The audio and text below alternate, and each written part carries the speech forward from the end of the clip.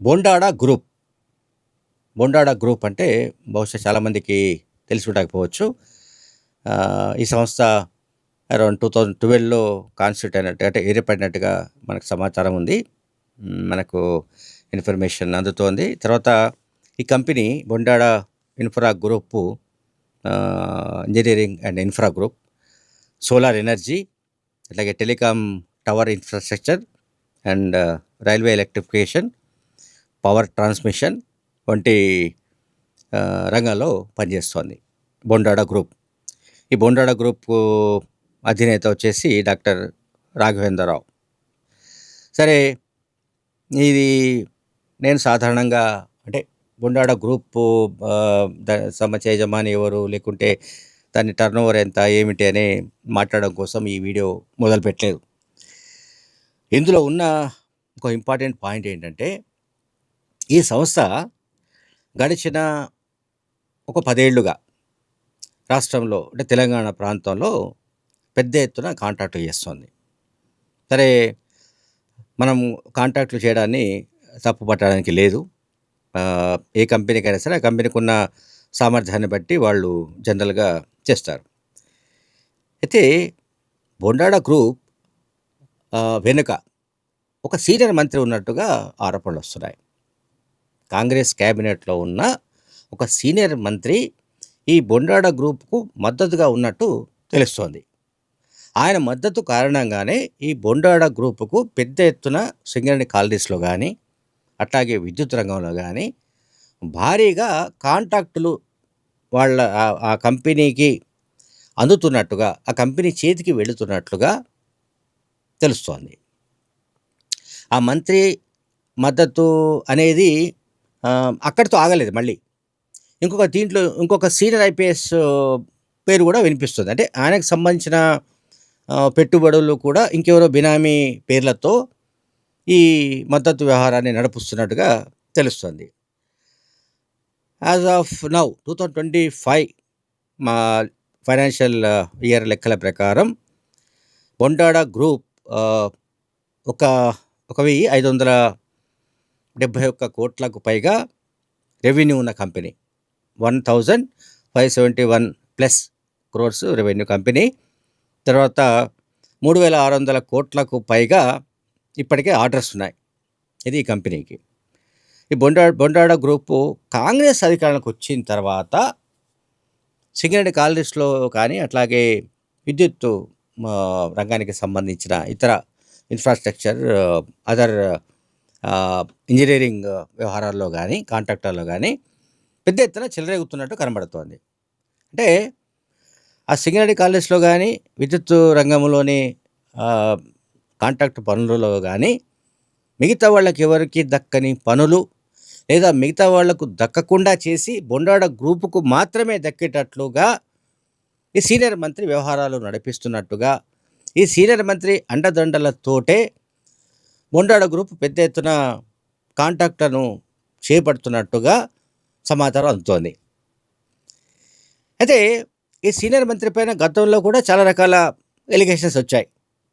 మనందరికీ తెలుసు Naini black issue, ఒడిశాలో నైనీ బ్లాక్ సంబంధించిన వచ్చిన ఎలిగేషన్స్ ఏవైతే ఉన్నాయో మనందరికీ తెలుసు. 25,000 కోట్లకు సంబంధించిన ఇష్యూ అది.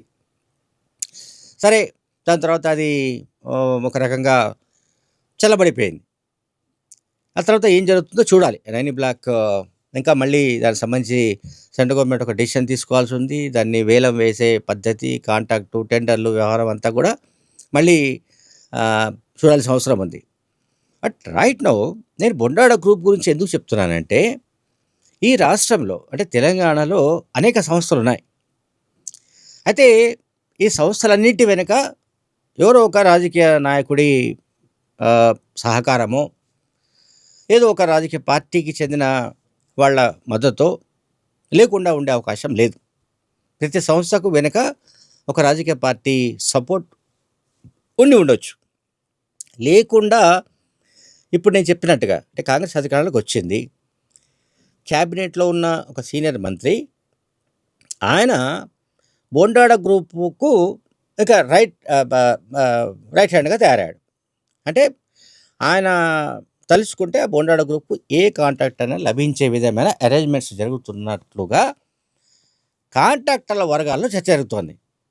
ఇది ఎక్కడో కాదు, కాంట్రాక్టర్ల వర్గాల్లో జరుగుతున్న చర్చ ఏంటంటే, ఒక సీనియర్ మంత్రి ఆశీస్సుల కారణంగానే బొండాడ గ్రూప్ అనేది ఇంతింతై వటుడింతై అన్నట్టు అది మేఘాల మీద వేల కోట్లకు వెళ్ళిపోతుంది. టర్నోవర్ అండ్ రెవెన్యూ జనరేషన్ వగైరా ఇన్కమ్ ఇదంతా కూడా ఆ కంపెనీ అతి తక్కువ కాలంలోనే దూసుకుపోతోంది.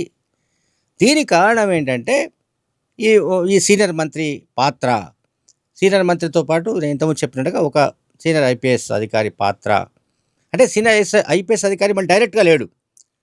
ఇక్కడ ఇంకొకటి ఏంటంటే కాంట్రాక్టర్లలో ఉన్న వర్గాలు ఏవైతే ఉన్నాయో ఆ వర్గాలకు సంబంధించిన నుంచి అందుతున్న సమాచారం ఏంటంటే, ఆ ఐపీఎస్ అధికారి కూడా నేరుగా అందులో లేడు. ఆయనకు సంబంధించిన బినామీలు ఎవరో ఇందులో ఉన్నారు. మళ్ళీ దాంట్లో ఈ బొండాడ గ్రూపు సపోర్టర్స్లో ఉన్నారు. సో బొండాడ గ్రూపు ఓవైపు సీనియర్ మంత్రి సపోర్ట్ ఉంది, అట్లాగే మరొక సీనియర్ ఐపీఎస్ అధికారి సపోర్ట్ ఉందని కాంట్రాక్టర్లకు సంబంధించిన కొంతమంది కొన్ని సంస్థలకు సంబంధించిన వర్గాలు తెలియజేస్తున్నాయి. అంటే అంతిమంగా నేనేం చెప్పదలుచుకున్నానంటే, మంత్రులుగా ఎవరైతే బాధ్యతలు చేపడతారో అంటే మంత్రి అయిన వాళ్ళేమీ ఏమంటాం మనం, వాళ్ళేదో శుద్ధపూసలాగా ఉండాలి, నిజాయితీగా జీవించాలి, లేకుంటే కాళ్ళకు చెప్పులు లేకుండా తిరగాలి, వాళ్ళేమీ లగ్జరీగా ఉండకూడదని ఎవరు అనరు. వాళ్ళు ఏ కులమైనా సరే, ఏ జాతి అయినా సరే, ఏ మతమైనా సరే. బట్ ఇక్కడ సమస్య ఏంటంటే ప్రతి మంత్రి కూడా, అంటే not only this Congress cabinet, నేను కాంగ్రెస్ క్యాబినెట్ గురించి మాత్రమే మాట్లాడలేదు.